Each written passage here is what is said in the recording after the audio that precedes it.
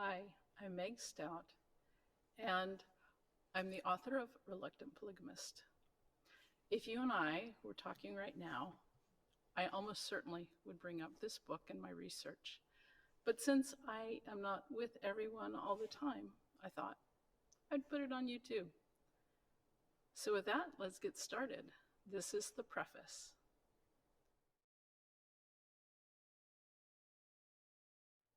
The subject of Joseph Smith's covenants with women is not a topic casually broached in church circles, even among those who are aware of the origin of the practice of plural marriage. Correlated lesson materials tend to minimize discussion of important historical points regarding plural marriage in order to avoid distracting from discussion of core gospel principles. Unfortunately, this has led to polarized versions of early history. One is the sanitized hagiography, familiar to modern worshipers, featuring a Joseph Smith who is monogamously devoted to his beloved wife, Emma. The other is the bawdy tale accepted by many, including some in the church, where Joseph Smith deceived Emma and his followers while slaking his sexual appetite on dozens of women. Joseph did covenant with dozens of women based on the affidavits these women signed in the late 1860s and 1870s. Those familiar with the affidavits have presumed Joseph was married to the women with all the conjugal privileges marriage implies.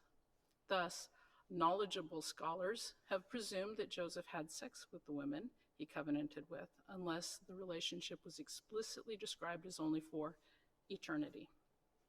Importantly, no one has both embraced the information regarding the covenants, yet suggested that many or even all of these covenant relationships might have been celibate. It has simply been an explorative possibility.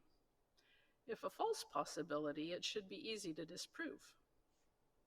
When I was 14, I came face to face with unpleasant possibilities regarding the life of Joseph Smith. My mother had just finished reading Nightfall at Nauvoo, which at the time was a newly released novel written by her uncle, Sam Taylor. Mom put the thick paperback down and cocked her head. "I think Sam presents an overall positive view of Joseph Smith," she said. Presuming Sam's book was therefore safe, I began reading. I was a child who was shocked to hear detractors had called Joseph Smith Joe. I was completely unequipped to deal with the salacious accusations made by John Bennett and Thomas Sharp, which Sam repeated in his book. My youthful belief in the validity of the restoration was destroyed.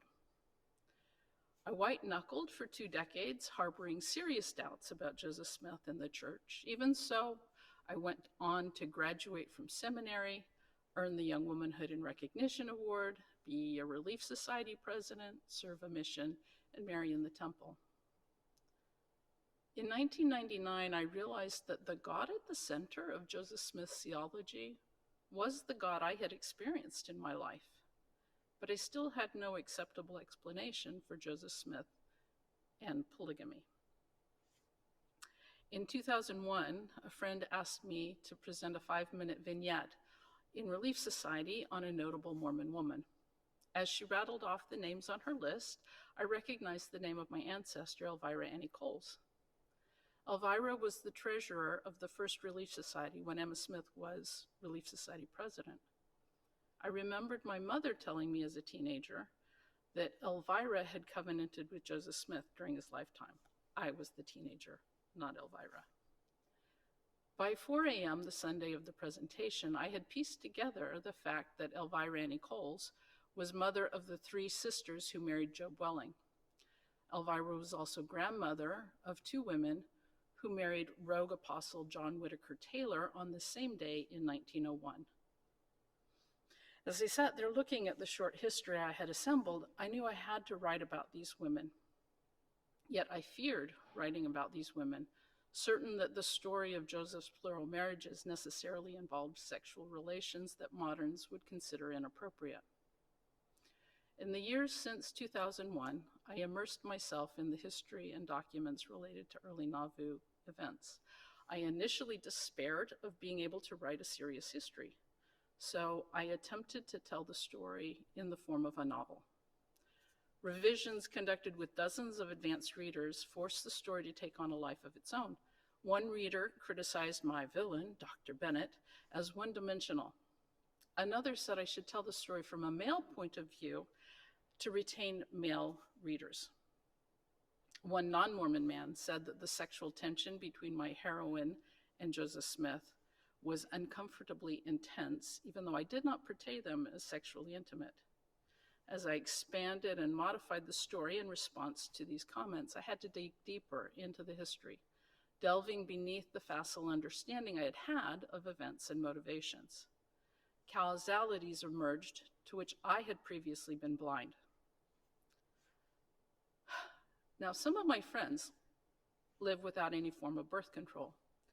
I saw in their lives the typical pattern for most married couples in the 1800s.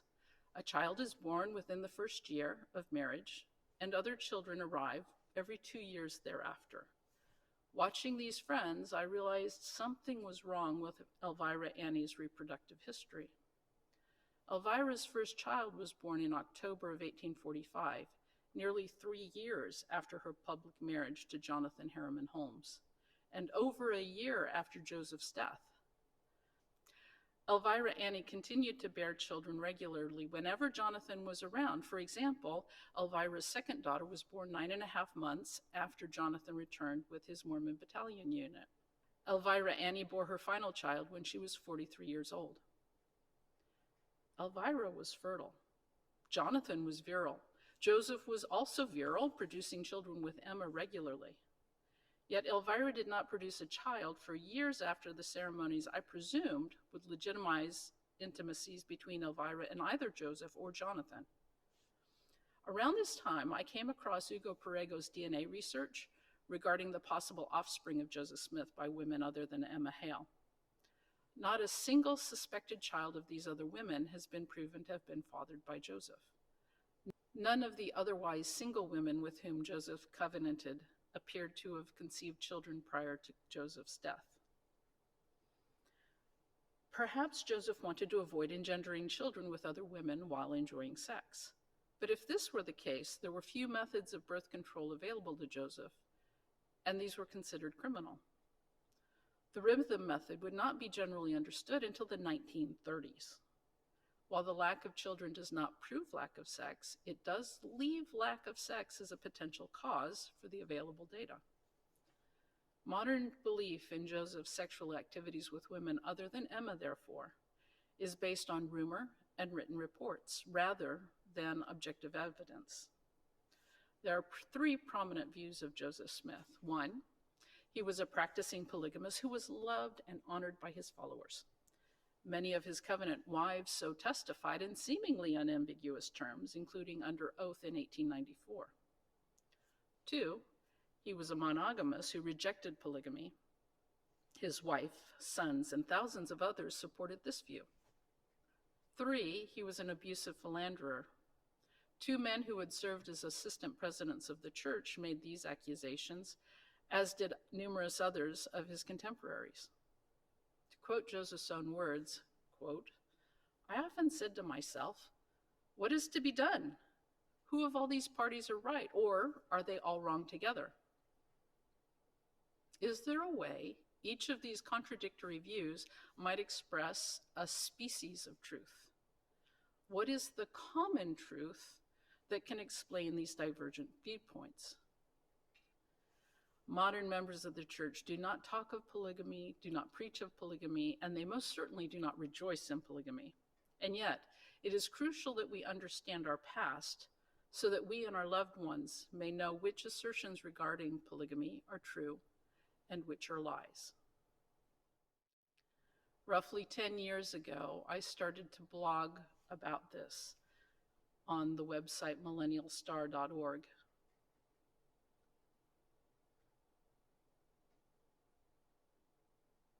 Based on the feedback that I received at that time, I put together a book in, I think, 2015, 2016. And then over the next couple of years, I went through multiple editions of the book as I learned more information. For example, the third edition added an appendix that talked about the children that allegedly Joseph engendered with other women. In the fourth edition, I explicitly added the hypothesis that Esther Dutcher Smith was the Esther Smith who testified before the Nauvoo High Council in response to criticism that there was no indication that any of the women who had confessed before the High Council were in any way related to or involved with Joseph. The fifth edition was delightful. It was after the 2016 Mormon History Association conference, where it was confirmed that Josephine Lyon could not be the biological daughter of Joseph Smith. That was a good one. In my sixth edition, I refined my analysis regarding how what I call the heresy of illicit intercourse spread in Nauvoo during 1841 and why so little of it is documented. And then in the seventh edition, I incorporated insights from fellow researchers and edits that would make it less hard when I went to read the content aloud.